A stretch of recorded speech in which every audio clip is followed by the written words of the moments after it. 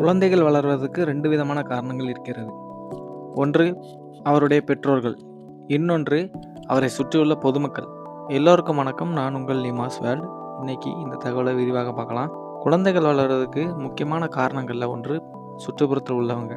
சுமார் ஒரு 10-20 வருடங்களுக்கு முன்பு அனைவரும் வீட்டருகில் விளையாடும் குழந்தைகளையும் அவர்களை சுற்றியுள்ள நண்பர்களையும் பார்த்து கொண்டிருந்தனர்.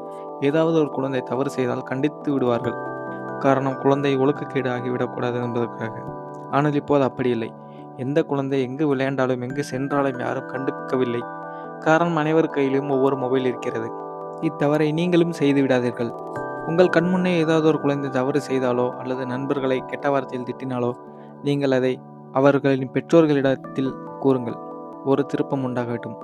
இரண்டாவது, பெற்றோர்களின் தவறு. இக்காலத்தில் பெற்றோர்கள் அனைவரும் குழந்தையை சரியாக கவனிக்கவில்லை என்பது என்னுடைய கூற்று. ஏனென்றால் அக்காலத்தில் கூட்டு குடும்பமாக வாழ்ந்தார்கள். ஆனால் இப்பொழுது தனித்தனியாக வாழ்கிறார்கள். குழந்தையை பார்க்கறதுக்கு ஆள் இல்லை. அப்பா அம்மா இருவரும் வேலைக்கு செல்கிறார்கள். குழந்தை பள்ளிக்கு சென்று விடுகிறது. மாலையில் குழந்தை வந்தவுடன் தனியாக அமர்ந்து வீட்டு பாடங்களையோ அல்லது சில தனிமை விளையாட்டுகளை விளையாடுகின்றன.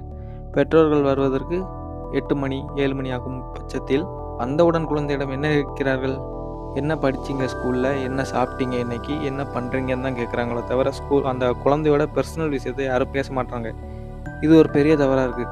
வீடியோ பார்க்குற நீங்கள் இப்போ உள்ள காலத்தில் குழந்தை வளர்ப்பில் யார் அதிக மிஸ்டேக் பண்ணுறாங்கிறத ஒரு கமெண்டில் சொல்லுங்கள். பெற்றோரா, சுற்றுப்புறத்தில் உள்ளவங்களா? குழந்தை வளர்ப்பு விஷயத்தில் வேறு என்ன காரணங்கள்லாம் குழந்தையை பாதிக்கிறது என்பதை கமெண்டில் சொல்லுங்கள். எல்லோருக்கும் நன்றி. மிக்க நன்றி.